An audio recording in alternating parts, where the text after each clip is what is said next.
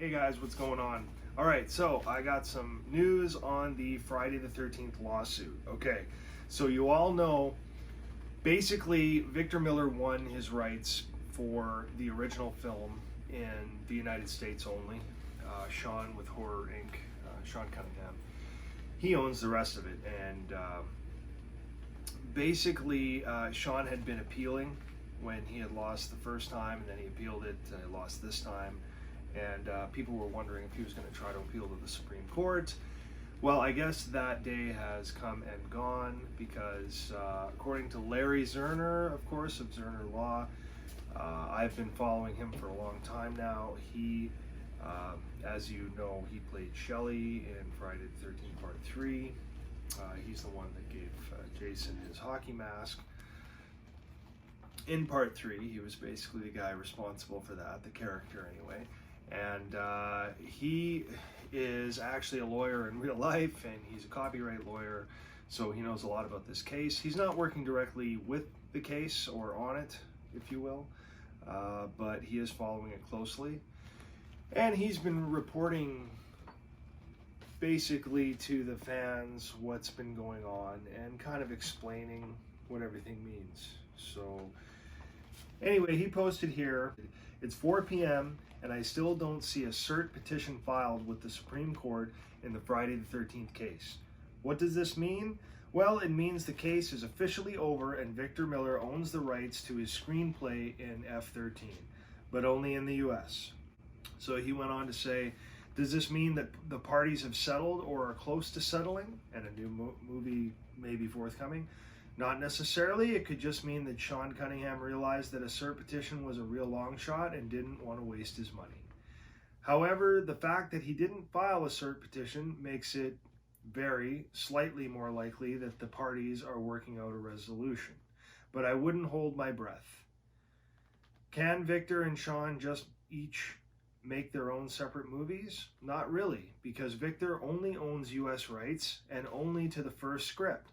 And Sean owns adult hockey mask wearing Jason, but can't legally use him in a movie without Victor's permission. It's complicated. Lastly, he said, hopefully we'll hear some good news in the future. In the meantime, this Friday is Sean's 80th birthday, so everyone please wish Sean a very happy birthday. No trolling. And we will see what 2022 brings. Happy New Year, everyone. So again, that was Larry Zerner Law on Twitter, so make sure you give him a follow. But he is a guy who has just been following the case very closely, and I really appreciate it. I'm sure many other fans do as well, but that's basically what's going on there. So I guess we can all hope that they're working out something and they're making some kind of progress so that hopefully we can get a new film going in the next couple years tops, let's hope, right? Who knows though? So I guess we'll see what happens. All right, so in some other news, of course, I have been covering the Legion Safety Halloween Kills Halloween 2018 coveralls. The replicas, the work rights, of course, were canceled. Legion Safety decided to work with Chicago Protective Apparel in producing basically a replica, right, of the work rights. So they have put out a version 1 that a lot of people have actually bought, tried out, and they didn't look too bad. There was a few things that needed to be changed, needed to be addressed, that I know they were taken care of for the version 2. And recently the version 2, they sent it in for their sample copy. Anyway, I've been talking with Alex, of course, of Legion Safety, as I have been doing sort of all along. So Alex sent me an email this evening that gave me an update on the situation. I guess they are expecting to have that video together and out so everybody can see all the differences and just get the full scoop on what, you know, pricing is going to look like and timelines and all the rest of it. So watch for that coming. But this is what Alex sent me in the email. So he says, "Hi Matt, sorry I was on the road last week, but I was keeping an eye on the progress. Long story short, the sample is out of production. Below is a list of issued. We were working on addressing." So he says, front chest open pocket, top of pocket stitching, done. Then he has front chest closed pocket, pencil slot needs to be reinforced by a vertical stitch at the end of the opening. That was done. Collar 3 inches all around, that is done. Rear pockets, proper shape, done. Waistband, height is too big compared to the original, done. Snaps, swap male and female positions above the zipper, done. Location of the lower snaps, bring them up about 1 inch, done. Snap size, most likely proprietary by Workrite. CPA will not be able to switch from the ones they use. That looks like the one thing he wasn't able to accomplish there on that list.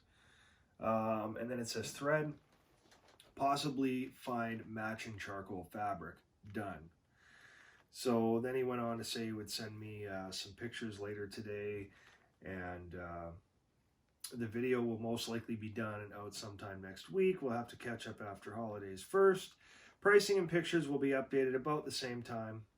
So yeah, that's basically what he has going on right now. So here are a few of the pictures. I'll let you guys see because he was nice enough to share some with us. And here are some of the first looks. So here's one of the breast pockets. So you can see now it is a much closer match. It looks the same shape. The seam line looks pretty good. I would say that is a pretty darn good job. That's just about bang on. Move on to the next picture, and this is the waistline. You can see the waistline looks a little bit different. The pockets look better.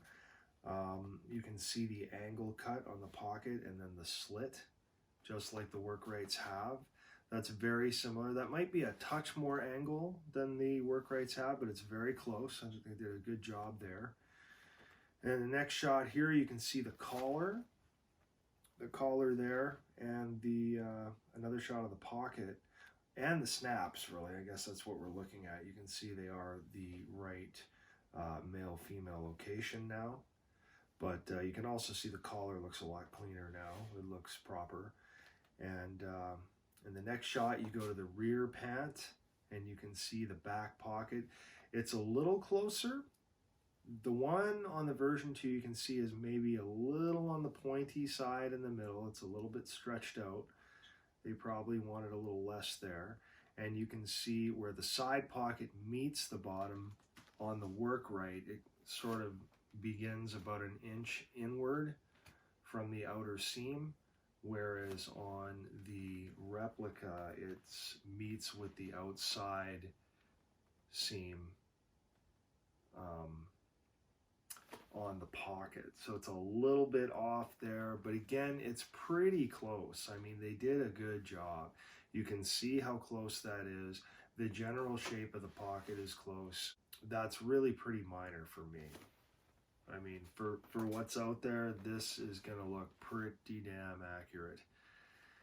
Next, we move on to the collar, and you can see here the 3-inch measurement on the Workrite is now matching the version 2.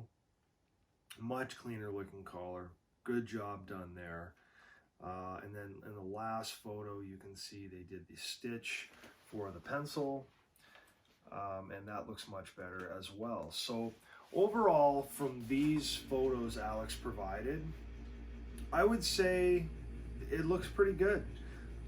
Definitely promising, and it's kind of what I expected. I didn't expect them to be absolutely perfect. It's going to be really hard to completely replicate something like that, especially in just a couple attempts, you know.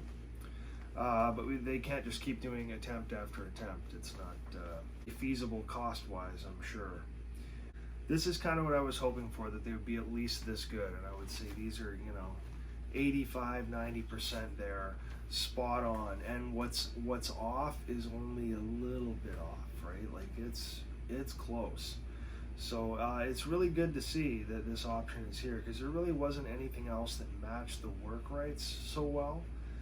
or with that kind of fabric.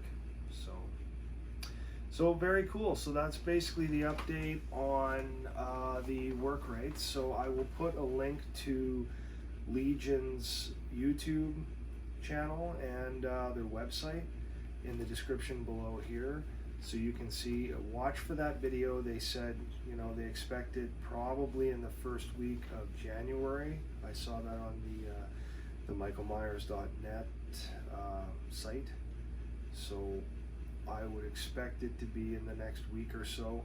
So keep an eye on that channel, and I'm sure they'll do an in-depth look at all the differences and give you a breakdown on availability, cost, and all the rest of it.